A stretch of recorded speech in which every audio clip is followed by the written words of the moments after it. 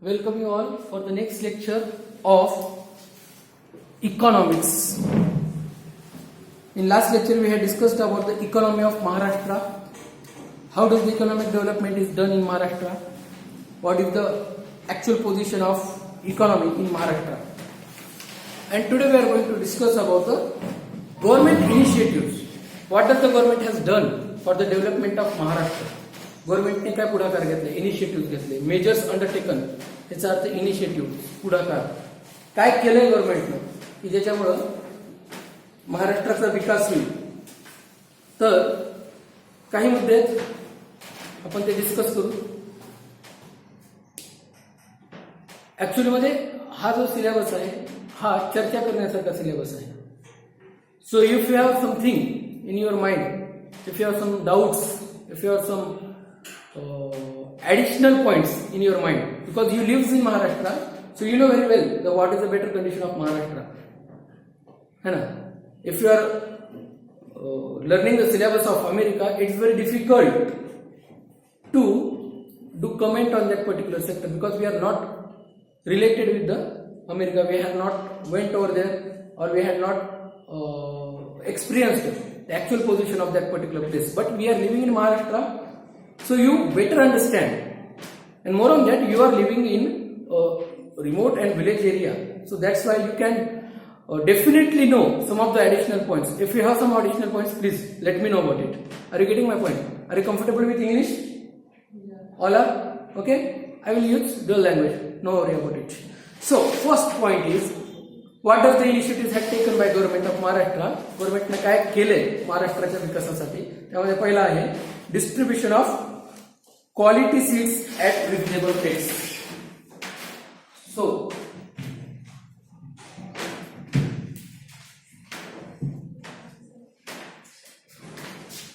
number one, distribution of quality seeds. Seeds means beer. It's very important that whatever you are cropping, that should be good qualitative product. तुम्ही जे काही पेरणी करता ते qualitative असलं पाहिजे. You know very well that मार्केटमध्ये शेतीच्या बॅकग्राऊंडच्या जवळपास बरेच विद्यार्थी असतील इथं. I think so. मार्केटमध्ये क्वालिटेटिव्ह सीड्स नाही आहेत. गव्हर्नमेंट ऑफ महाराष्ट्र त्यासाठी थोडेसे प्रयत्न करतोय किंवा केले की क्वालिटेटिव्ह सीड्स भेटावे, आणि त्यासाठी त्यांनी डिस्ट्रीब्युशन चॅनल्स सुरू केले. गावामध्ये आहेत बघा कृषी सेवा केंद्र, तिथे तुम्हाला क्वालिटेटिव्ह सीड्स भेटतात. सीड्स म्हणजे बिया, बियाणे. ठीक आहे, शब्द माहीत नसतील तर लिहून घ्यायचं. It will improve your vocabulary for letting the English, for getting the English language, for learning the English language. It is very important to have a vocabulary. तुम्हाला शब्द काय, ह्याला काय म्हणतात हे सांगा सर, बाकीचं सगळं मला सेंटेन्स बिल्ड करता येतं. हा जो अभाव असतो तो वोकॅब्युलरीमुळे होतो, शब्द माहित नसतात. सो रिजनेबल रेट्सवर क्वालिटेटिव्ह प्रोडक्ट्स भेटावे. Qualitative seeds at reasonable rate, affordable दरावर. रिजनेबल मार्केटमध्ये गेलात तर भरपूर महाग बियाणे भेटतात. त्यामुळे गव्हर्नमेंट ऑफ महाराष्ट्राने हा एक इनिशिएटिव्ह घेतलाय ज्याच्यामुळे कृषीचा डेव्हलपमेंट व्हावा. म्हणजे असं वाटतं तुम्हाला की गव्हर्नमेंट काही करत नाही. गव्हर्नमेंट प्रयत्न करते, ते किती सक्सेसफुल आहे याचं अनालिसिस तुम्ही करा, है ना. ठीक आहे. Number 2, increase the number of outlets for fertilizers and pesticide distribution. Outlets वेगवेगळे आपण म्हणू शकतो की शॉप्स गव्हर्नमेंट ऑफ महाराष्ट्राने चालू केलेले आहेत. कशासाठी? फर्टिलायझर्स आणि पेस्टिसाइडसाठी. ठीक आहे. पेस्टिसाइड्स भेटावे, फर्टिलायझर्स भेटावे शेतकऱ्यांना, शेतकऱ्यांपर्यंत पोहोचावे. त्याच्यासाठी आउटलेट्स खूप मोठ्या प्रमाणात त्यांनी डिस्ट्रीब्युशन चॅनल्स, डिस्ट्रीब्युशन हाऊसेस आपण त्याला म्हणू शकतो, किंवा शॉप्स, सोप्या भाषेत शॉप्स. ठीक आहे. Outlet means a place where the distribution can be possible. असा एखादा प्लेस इथून डिस्ट्रीब्युशन करता येतं. तर त्यांनी डिस्ट्रीब्युशन चॅनल्स वाढवले. चांगले पेस्टिसाइड्स आणि चांगले फर्टिलायझर्स शेतकऱ्यांना भेटावे, आणि ज्यामुळं शेतीमध्ये जो होणारा नुकसान आहे कीटकांपासून किंवा क्लायमेट कंडिशन्स पासून तो नुकसान कमीत कमी होईल. त्यामुळे सुद्धा गव्हर्नमेंटने प्रयत्न केलेले आहेत. कळतंय ना सगळ्यांना? लक्षात येतं ना? त्यानंतर गव्हर्नमेंटने केलंय डेव्हलपमेंट ऑफ इरिगेशन फॅसिलिटीज. आपल्या इकडं सर्वात मेजर प्रॉब्लेम आहे, we are in a drought place. आपण दुष्काळाच्या प्लेसमध्ये राहतो. We are lucky that this year we have a good enough rainfall. चांगला पाऊस पडला तर आपण लकी येत नाही तर टेन्शन येतं आपल्याला दरवर्षी काय होईल उन्हाळ्यात. विचार करा की प्यायला पाणी नाही आहे तर शेतीच्या विकासाला कुठून पाणी आहे. तरी पण आपल्या इकडं पाण्याचा अजूनही अपव्यय होतो, वेस्टेज होतो. आपल्या इकडं प्रॉपर इरिगेशन फॅसिलिटीज नाही. हे खूप मेजर ड्रॉबॅक आहे आपल्या महाराष्ट्रात. गव्हर्नमेंटनं प्रयत्न केले त्याच्यासाठी इरिगेशन फॅसिलिटीज वाढवा आणि त्याचे प्रयत्न थोडे थोडे दिसून येतात बऱ्याच ठिकाणी. इरिगेशन फॅसिलिटीज तुषार सिंचन आणि ठिबक सिंचन नावाचा जो प्रकार आहे ना, आपल्या इकडे नाही तर कपाऱ्या करतात असं शेतामध्ये आणि पाईप टाकतात. जाऊन झोपला शेतकरी अर्धा पाऊण तास, 1 तास, 1.5 तास त्याच्या हिशोबानं त्याचा अंदाज आहे तिथपर्यंत. मग तो बरोबर थोड्या वेळाने तो मोटर बंद करतो. फुल वेस्टेज ऑफ वॉटर. पण प्रॉपर जर इरिगेशन फॅसिलिटीज केली तर शेतीमध्ये विकास होतो. तुम्हाला एक उदाहरण देतो त्याचं, थोडंसं विषयाच्या पुढचं आहे पण एक उदाहरण देतो तुम्हाला. Do you know Israel? Israel माहिती आहे तुम्हाला? इस्रायल हा देश कधी नाव ऐकलं असेल? अगदी 87 लाखच्या जवळपास पॉप्युलेशन आहे. आपण 1 करोड पकडतो, थोडं इकडे तिकडे करू. म्हणजे अख्ख्या मुंबई एवढी पॉप्युलेशन. मुंबईमध्ये सुद्धा 1 करोड प्लस पॉप्युलेशन आहे. मुंबईपेक्षा सुद्धा कमी पॉप्युलेशन असणारा देश. शेतीमध्ये 1 ऑफ द टॉप प्लेसमध्ये येतो जगामध्ये. पाण्याचा खूप खूप खूप जास्त अभाव आहे. पाणीच नाही आहे तिथं. अगदी मला वाटतं की PM इस्रायल दौऱ्यावर गेले होते. इस्रायल हा आपला मित्र देश आहे. One of the best friends of India Israel. आणि जेव्हा PM इस्रायल दौऱ्यावर गेले होते त्यांनी एक प्लांट बघितला होता इस्रायलमध्ये, जिथं समुद्राच्या पाण्याला प्युरिफाय केलं जातं आणि ते पाणी ते पितात. आपल्या इकडे अजूनही तशा प्रकारचे प्लांट्स लागायचे है ना. वी आर लकी दॅट आपल्याकडे पाणी येतं, रेनफॉल आहे, चांगल्या प्रकारे रेनफॉल आहे. काही ठिकाणी नाही आहे पण बऱ्याच प्लेसेसमध्ये रेनफॉल होतो आणि आपण शेतीमध्ये खूप पुढे राहायला पाहिजे होतं. असा देश ज्या देशामध्ये पाणी नाही आहे, पाण्याशिवाय शेती तर पॉसिबलच नाही आहे. इट्स हार्डली इम्पॉसिबल है ना की तुम्ही पाणी नाही आणि शेती करताय. पण विचार करा की एक देश ज्याच्याकडे पाणी नाही आहे, पाण्याचा अभाव आहे, तो देश शेतीमध्ये टॉप देशामध्ये येतो जगामध्ये फक्त टेक्नॉलॉजीच्या बळावर. तेव्हा PM वेगवेगळ्या प्लेसेसला व्हिजिटला गेले होते. तिथं हॉर्टिकल्चर चालतं. फ्लोरिकल्चर आणि हॉर्टिकल्चर्स नावाचे 2 प्रकार आहेत. हॉर्टिकल्चर्स आणि फ्लोरिकल्चर. फ्लोरिकल्चर म्हणजे फुलबाग, हॉर्टिकल्चर म्हणजे फळबाग. ठीक आहे. तिथं PM गेले, त्यांनी बघितली तिकडे टेक्नॉलॉजी. तर त्यांचा काय जबरदस्त रिसर्च आहे बघा. एखाद्या झाडा, आता तुम्ही सगळे एका वर्गातले विद्यार्थी आहेत, सेम इयरला बॉर्न झालेले विद्यार्थी आहेत जवळपास. एखाद्या वर्षाचा 6 महिन्याचा, 7 महिन्याचा, 8 महिन्याचा फरक असेल. जवळपास सेम इयरचे आहेत. सगळ्यांचं जेवण सारखं आहे का? सगळे बरोबर तेवढं जेवतात का घरी? कोणी कमी जेवतं, कोणी जास्त जेवतं. आपापली क्षमता आहे जेवणाची. सजीव आहेत ना, वृक्ष सुद्धा सजीव आहेत. त्याने असा रिसर्च केलेला आहे, एवढा जबरदस्त रिसर्च आहे की एका झाडाला, एखाद्या पर्टिक्युलर टाईपच्या झाडाला जगण्यासाठी किती पाणी लागतं तेवढंच पाणी त्याला देतात. त्याच्यापेक्षा एक थेंब सुद्धा जास्त देत नाही. प्रॉपर मॅनेजमेंट आहे वॉटरचा. बिलकुल वेस्ट करत नाही पाणी. आणि ते म्हणाले की पाणी जास्त द्यायची गरज नाही, जेवढं गरज आहे त्याला तेवढंच पाणी द्या, तरी पण आपण शेतीमध्ये पुढे जाऊ शकतो. आणि त्यांनी ते करून दाखवलं. आपल्या इकडे अजूनही त्या प्रकारचा मेंटॅलिटी सुद्धा नाही आहे अजून लोकांचा है ना. गव्हर्नमेंट त्याच्यासाठी इनिशिएटिव्ह घेतोय की प्रॉपर इरिगेशन फॅसिलिटीज व्हाव्या. इरिगेशन म्हणजे त्याला काय म्हणतो आपण, जे पाणी वगैरे देतो ना आपण शेतीला, ठीक आहे. तुषार सिंचन, ठिबक सिंचनचा जे वापर आहेत किंवा अजून काही लेटेस्ट टेक्नॉलॉजी आहेत, त्याच्यासाठी गव्हर्नमेंट डेव्हलपमेंट करतोय. गव्हर्नमेंट त्याच्यासाठी इनिशिएटिव्ह घेतोय की ज्यामुळे शेतीमध्ये विकास कदाचित शक्य आहे येणाऱ्या काळामध्ये. Electrification of agriculture farms and efforts to provide electricity on demand. अगोदर काय व्हायचं, इलेक्ट्रिसिटीचा लोड शेडिंग खूप जास्त होतं आपल्या इकडे है ना. आपल्याला आपण अनुभवलेलं लोड शेडिंग नावाचा प्रकार की पर्टिक्युलर टाइमला नेहमी लाईट जाणार, करंट नसणार त्या पिरियडमध्ये. शेतकऱ्यांना त्याचा प्रॉब्लेम येत होता की शेती करायची पण लाईटच नाही आहे, पंप लागतं, ते बाकीचे मोटर्स वगैरे लागतात, भरपूर काही गोष्टी इलेक्ट्रिसिटीवर अवलंबून आहेत शेतामधल्या. आणि गव्हर्नमेंटने त्याच्यावर डेव्हलपमेंट केलं आहे आणि त्याच्यासाठी ॲग्रिकल्चर पंप्स चे जे फॅसिलिटीज आहेत त्या प्रोव्हाइड करण्याचा प्रयत्न केला आहे. आणि त्याच्यासाठी जी इलेक्ट्रिसिटी लागते ती ऑन डिमांड द्यायला सुरुवात केली आहे, म्हणजे जेव्हा लागते तेव्हा. त्यामुळे शेतामध्ये थोडासा डेव्हलपमेंट मागच्या काही काळामध्ये दिसून येतोय. अगोदर नुकसान होत होतं बऱ्याचदा शेताचं की, आणि एफर्ट जास्त लागायचे शेती करायला. आता इलेक्ट्रिसिटीमुळे बरेच काही गोष्टी थोड्याशा सोप्या झाल्यात शेतामध्ये. कळत आहे? हा सुद्धा गव्हर्नमेंटनं इनिशिएटिव्ह घेतलाय. Financial assistant as per requirement. Major problem मला ह्या प्रॉब्लेमवर जरा जास्त फोकस करू वाटतं. फायनान्स हा खूप महत्वाचा रोल प्ले करतो प्रत्येक बिझनेस सेक्टरमध्ये. शेतकरी सर्वात जास्त नुकसानाला जातो फिनान्समध्ये. त्याच्याकडे इनफ पैसाच नाही आहे बिझनेस करण्यासाठी, इनफ इन्व्हेस्टमेंटच नाही आहे बिझनेस करण्यासाठी. गव्हर्नमेंटचे इनिशिएटिव्ह आहेत, गव्हर्नमेंटने काही प्रोजेक्ट्स लॉन्च केलेले आहेत, काही स्कीम्स लॉन्च केलेल्या आहेत. पब्लिक सेक्टरच्या ज्या बँक्स आहेत, म्हणजे गव्हर्नमेंट बँक आपण ज्याला म्हणतो, त्या बँक सुद्धा गव्हर्नमेंटसाठी वेगवेगळ्या स्कीम्स देतात. काही कोऑपरेटिव्ह बँक्स आहेत, रिजनल रुरल डेव्हलपमेंट बँक्स आहेत. आणि येथून शेतकऱ्यांना जेव्हा पाहिजे तेव्हा पैसा कर्जाच्या स्वरूपात दिला जातो, सबसिडाईज पैसा दिला जातो. पीक विमा वगैरेच्या फॅसिलिटीज तर आहेच आहे, त्याचे पैसे सुद्धा आता भेटू लागले शेतकऱ्यांना, है ना.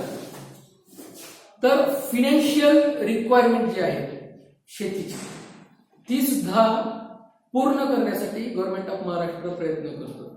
म्हणजे गव्हर्नमेंट पैशातून सुद्धा मदत शेतकऱ्यांना करतोय.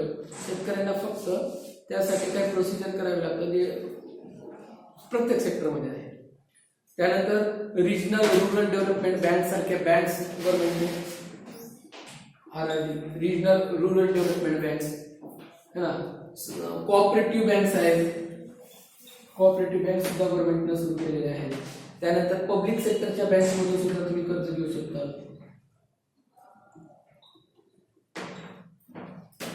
म्हणजे गव्हर्नमेंटनं इनफ प्रोसिजर करून ठेवला आहे, इनफ व्यवस्था करून ठेवलेली आहे की ज्या व्यवस्थेमध्ये तुम्ही पैसा शेतीसाठी घेऊ शकता. अगदी व्याजाचे दर सुद्धा बाकीच्या तुलनेत कमी आहे. प्रॉब्लेम असा आहे, फायनान्शियल रिक्वायरमेंट तर फुलफिल केली जाते, पण प्रॉब्लेम असा आहे की शेतकरी त्या पैशाला योग्य इन्व्हेस्टमेंट नाही करू शकत आहे. त्याच्यात जो कॅलिबर पाहिजे, त्याला जो स्किल पाहिजे. आपल्या इकडे काय होतं, शेती करायची, ऑर्गॅनिक शेती सुद्धा आपण करू शकतो, थोडासा विचार करून सुद्धा शेतीमध्ये आपण उतरू शकतो. पण आपण काय करतो, एक ट्रॅडिशनल वेने शेती करण्याचा प्रयत्न करतो, मला जे जमतं ते मी करणार. आणि त्यामुळे शेतकरी बऱ्याचदा फेल होतो. त्यानंतर क्लायमेट कंडिशन आपल्याला साथ देत नाही. अगदी पेरणी केलेली असते, जोरात पाऊस पडतो किंवा वादळ येतं, काहीतरी नवीन होतं, डिझास्टर येतो आणि शेतकऱ्याला त्याचं नुकसान होतं. जो कर्जाचा पैसा घेतलेला आहे तो पैसा, इन्व्हेस्ट केलेला पैसा परत रिकव्हर करू शकत नाही शेतकरी. तर स्किल्सचे प्रॉब्लेम्स आपल्याकडे शेतकऱ्यामध्ये जास्त आहेत. How to invest the money in a proper way, how to do the farming in a technical way, त्या ज्या स्किल्स आहेत त्याचा अभाव आपल्या इकडं आढळून येतो. पण गव्हर्नमेंट फायनान्शियल मदत करतोय, म्हणून तर आपण म्हणतो की आमचे कर्ज माफ करा. म्हणजे गव्हर्नमेंटनं कर्ज दिलं होतं. कर्जमाफी कधी होते, कर्ज दिल्यावर. शेतकरी कर्जमाफी मागतो, कधी मागतो, जेव्हा कर्ज घेतोय. कारण की तो लावलेला पैसा रिकव्हरच करू शकत नाही. काहीतरी दुष्काळ येतं किंवा त्यानं जे इन्व्हेस्टमेंट केलेलं आहे ते इन्व्हेस्टमेंट केल्यानंतर त्याच्या इन्व्हेस्टमेंटला तो जो स्कोप भेटायला पाहिजे तो भेटत नाही. बऱ्याचदा असं होतं की तो प्रोडक्शन तर घेतोय पण त्याला भावच भेटत नाही मार्केटमध्ये व्यवस्थित, आणि त्यासाठी त्याचं नुकसान होतं. आणि पण गव्हर्नमेंट त्याच्यासाठी सुद्धा फायनान्शियल मदत करतोय शेतकऱ्यांना, म्हणजे ऍग्रिकल्चर सेक्टरला. कळतंय ना, लक्षात येत आहे? हा. नंतरचा मुद्दा आहे setting up agriculture produce marketing committees, establishing of agro export zones, horticulture training centres, grading and packing facilities for effective distribution. म्हणतात की वेळेसोबत चालणं खूप गरजेचं आहे. आता मी आत्ताच तुम्हाला सांगितलं की शेतकरी फेल का होतोय, फार्मिंग सेक्टरमध्ये डेव्हलपमेंट का तेवढ्या प्रमाणात होऊ शकत नाही, स्किल्सचा प्रकार अभाव आहे. तर गव्हर्नमेंटनं काही ट्रेनिंग सेंटर सुद्धा लॉन्च केलेले आहेत. त्या ट्रेनिंग सेंटर्समध्ये अगदी मला वाटतं सबसिडाईज रेटवर आणि बरेच तर फ्रीमध्ये आहेत स्कीम्समध्ये. तिथं जाऊन शेतकरी ट्रेनिंग घेऊ शकतो, तिथून शिकू शकतो, स्किल्स शिकू शकतो आणि तो आपल्या शेतामध्ये ती स्किल्स वापरू शकतो. गरजे आहे फक्त नॉलेज. गव्हर्नमेंट त्याच्यासाठी सुद्धा इनिशिएटिव्ह घेते स्किल इंडिया कॅम्पेनमध्ये. स्किल इंडियाचा जो कॅम्पेन आहे त्याच्यात. दुसरं आहे कमिटीज. वेगवेगळ्या कमिटीज एस्टॅब्लिश केलेल्या आहेत गव्हर्नमेंट. त्या कमिटीजच्या अंतर्गत तुम्ही तुमचे गुड्स सेल करू शकता. बाजार समिती वगैरे आहेत ना, लक्षात येतं. दुसरं महत्वाचं आहे की आपण कृषी प्रधान देश आहे, म्हणजे 70% जवळपास आपला व्यापार हा कृषीवर आधारित आहे, है ना. कृषी किंवा त्याच्यासोबत अलाइड ऍक्टिव्हिटीज ज्या काही जोडून शेताला जोडून ज्या काही ऍक्टिव्हिटीज आहेत. आता मी तुम्हाला परवा उदाहरण दिलं की बऱ्याच कंपनीज आहेत शेतातूनच प्रोडक्ट्स घेतात. आता गहू, तांदूळ, बाकीचे जे काही प्रोडक्शन आहेत शेतामधले, सोयाबीन वगैरे, ते सगळं शेतकऱ्यांकडून घेतात, पण त्याला ब्रँड व्हॅल्यू देतात. जबरदस्त पॅकिंग वगैरे करतात, त्याला नाव देतात. असं लगेच डीमार्ट सारख्या किंवा बिग बाजार सारख्या किंवा मोठ्या शोरूम्समध्ये ते ठेवलं जातं. अल्टिमेटली आपल्याला वाटतं क्वालिटीचा प्रोडक्ट आहे. शेवटी तो पण एका शेतातूनच आलेला प्रोडक्ट आहे ना. कळतं मी काय म्हणतो. आणि शेतकरी तो विकतो कसा, विदाउट डिस्ट्रीब्युशन, विदाउट पॅकेजिंग वगैरे विकतो आणि त्याला तो ब्रँड व्हॅल्यू भेटत नाही त्याच्या प्रोडक्ट्सला. पण त्यांच्यासाठी सुद्धा ट्रेनिंग सेंटर गव्हर्नमेंटने चालू केले. त्यांना सुद्धा ती स्किल देण्याचा प्रयत्न गव्हर्नमेंट करते की पॅकेजिंग कशी करायची, ब्रँड व्हॅल्यू कशी क्रिएट करायची. त्यासाठी सुद्धा गव्हर्नमेंट इनिशिएटिव्ह घेते. होतं काय, आपल्याकडे पॉझिटिव्ह न्यूज लवकर येत नाही, है ना. ते ग्रेप पॉईंट कम्युनिकेशनचा प्रकार आहे. ग्रेप पॉईंट, अंगूर काय म्हणतात मराठीमध्ये, द्राक्ष. तर द्राक्षाचा जो गुच्छ असतो तो कसा असतो, त्याचा असं काही सिस्टीम नसतो, पूर्ण असा एक गुच्छ असतो. ग्रेप पॉईंट कम्युनिकेशनचा एक प्रकार आहे, कम्युनिकेशनचा प्रकार. निगेटिव्ह गोष्टी लवकर पसरतात, पॉझिटिव्ह पोहोचायला. तुम्ही एखादं चांगलं काम करा, तुम्ही तुमच्या एरियामध्ये, तुमच्या कॉलनीमध्ये, ती गोष्ट लोकांना लवकर कळणार नाही. पण एखादा तुमचा कुटाणा असेल, है ना, काही केलेला, इकडं फिरत होता, तिकडं फिरत होता, कॉलेज जात नाही, शाळेला जात नाही, लगेच तुमच्या शेजाऱ्याला तर शेणाला माहित असतं आणि आपण इकडे तिकडे बघतो, ह्याला कोण सांगितलं, आणि घरात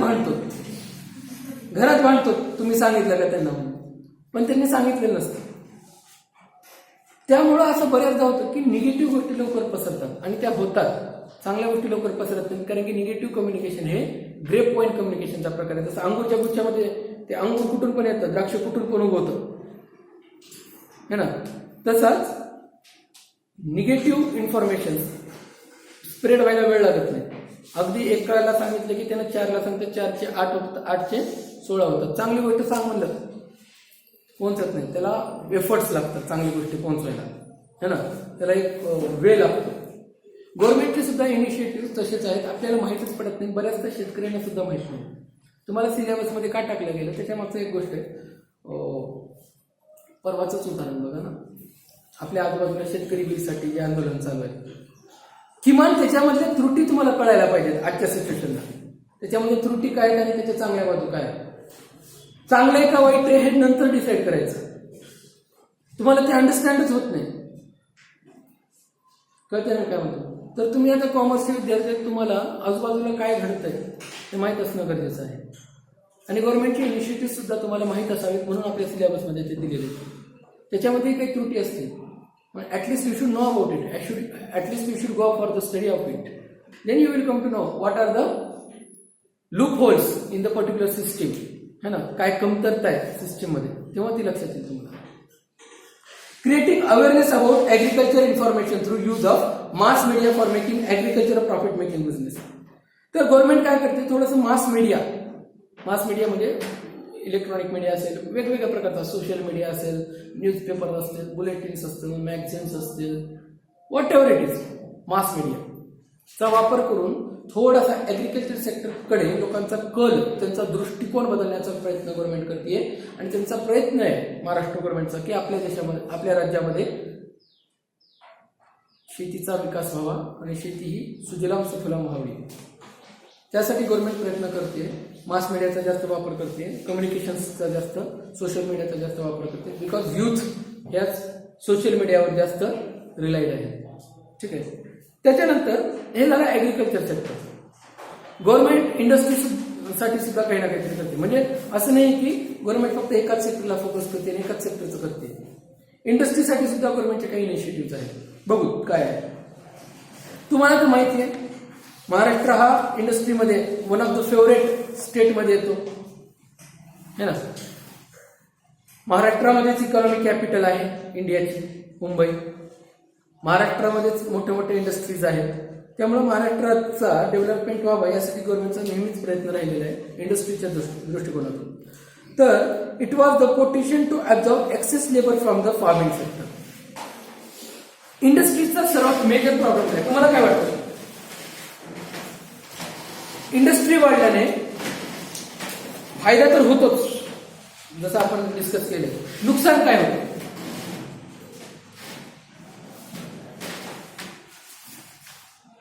शेतीचा विकास कमी होण्यामागं एक सर्वात मोठा मेजर रोल इंडस्ट्रीचा सुद्धा आहे. अगदी तुमच्यापैकी बरेच शेतकरी बॅकग्राऊंडचे असतील, असतं ना? किती जण आहेत शेतीचे बॅकग्राऊंडचे? आम्ही प्रश्न विचारणार नाही शेतीचा, काही सहज विचारतो. किती जण आहेत ज्यांच्या घरी शेती आहे, ज्यांचे वडील शेती करतात, फॅमिलीमध्ये शेती आहे? हा, विचार करा. मी इथंच म्हणतो की 70% देश कृषी क्षेत्रावर आधारित आहे आणि हा फक्त एक रूप चालला.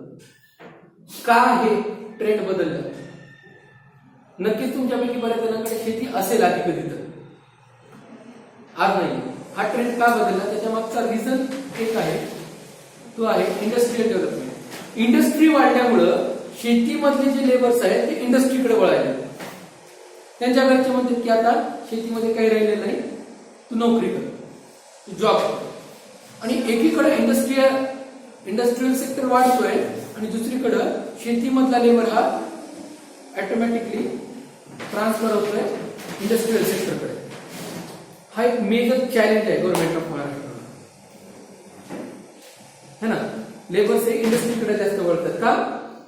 तिकडे ऍश्युअर्ड इन्कम आहे, जी काही आहे थोडीफार आहे ते ऍश्युअर्ड इन्कम आहे. इकडे तर फेल जातोय, क्लायमेट सुद्धा साथ देत नाही आजकाल.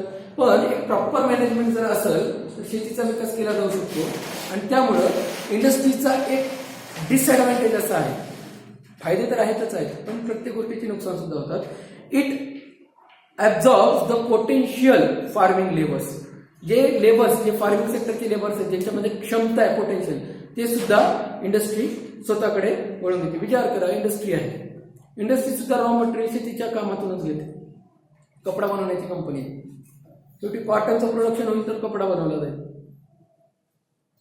बरोबर आहे ना? तर बऱ्याच गोष्टी ज्या आहेत त्या शेतीवर अवलंबून आहेत आणि त्यामुळे शेतीचा जर लेबर्स इकडे जर टर्नओव्हर होत असेल तर त्याचा नुकसान आपल्याला नक्कीच होणार आहे. तर it leads to diversification of markets, generates higher income and higher productivity. As per the annual survey of industries 2016-17, the industrial sector of Maharashtra is the top position. 16-17 मध्ये महाराष्ट्राचा इंडस्ट्री ॲक्ट टॉपवर होता. सर्वे केला होता 16-17 मध्ये आणि तेव्हा महाराष्ट्र इंडस्ट्रीमध्ये टॉपवर होता.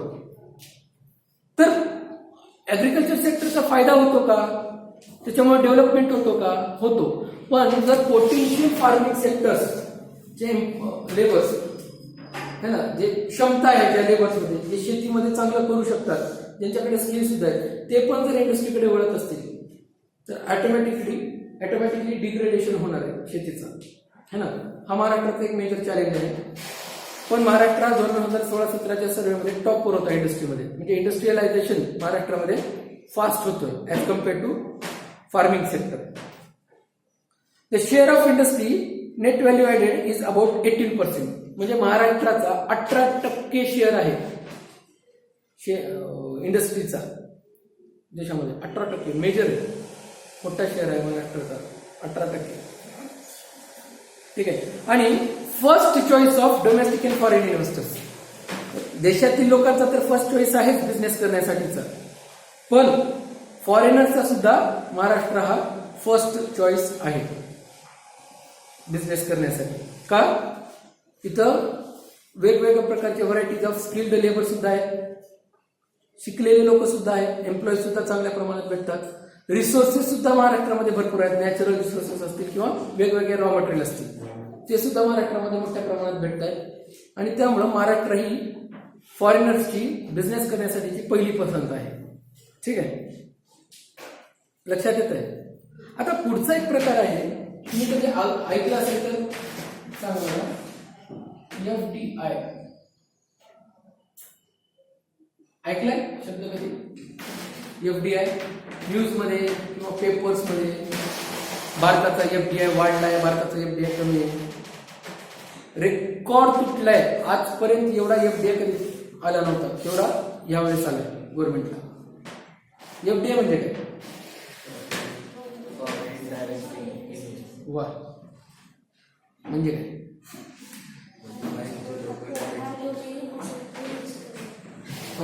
बाहेर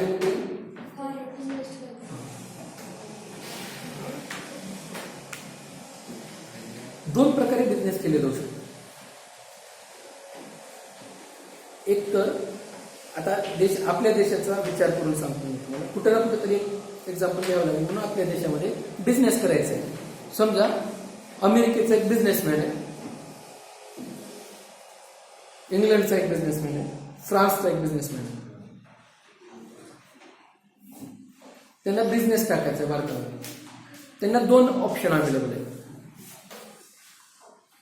एक तर ते इथे येऊन बिझनेस चालू करू शकतात, पूर्ण सेटअपच, कम्प्लीट सेटअप.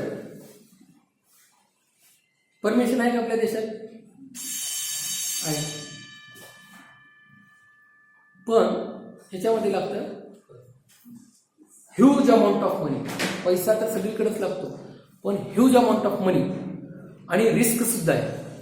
एवढा मोठा प्लांट टाकायचा आहे, एवढा मोठा बिझनेस इस्टॅब्लिश करायचा आहे, लेबर्स गोळा करा, है ना, एम्प्लॉईज हायर करा, त्यानंतर मशिनरी, इक्विपमेंट, मार्केटिंग, डिस्ट्रीब्युशन, भरपूर काही काम आहे. आणि दुसऱ्या देशातून इकडे बिझनेस करायचं म्हणलं तर रिस्क सुद्धा जास्त आहे. आपण इथल्या इथंच लवकर करतो. दुसरा मेथड आहे, मी येत नाही, एखादा चांगला बिझनेसमॅन बघतो भारताचाच आणि त्याच्या बिझनेसमध्ये माझा पैसा लावतो, इन्व्हेस्ट करतो. टेन्शन गेलं एम्प्लॉय हायर करायचं, टेन्शन गेलं मशिनरीचं, प्लांटचं वगैरेचं, फक्त पैसा गुंतवला. म्हणजे पहिला मेथड हा थोडासा टफ होता, पण पहिल्या मेथडचा फायदा काय? बिझनेस देणं करणारे, कंट्रोल सगळं स्वतःच्या हातात, कंट्रोल सगळं स्वतःच्या हातात. दुसरी गोष्ट, प्रॉफिट सुद्धा सगळा स्वतःचा, पैसा स्वतःचा, बिझनेस स्वतःचा, कंट्रोल स्वतःचा, प्रॉफिट स्वतःचा. दुसऱ्या मेथडमध्ये जेव्हा आपण फक्त पैसा लावतोय, कंट्रोल आपला आहे का? बिझनेस दुसऱ्याचा. आणि तिसरी गोष्ट, प्रॉफिटमध्ये सुद्धा सगळं काही प्रॉफिट भेटणार नाही, पण सेफ आहे, टेन्शन नाही आहे. प्रत्येक गोष्टीचे फायदे तसे नुकसान. फॉरेन डायरेक्ट इन्व्हेस्टमेंट म्हणजे तो प्रकार जिथं आपण बिझनेस करण्यासाठी फक्त पैसा लावतो,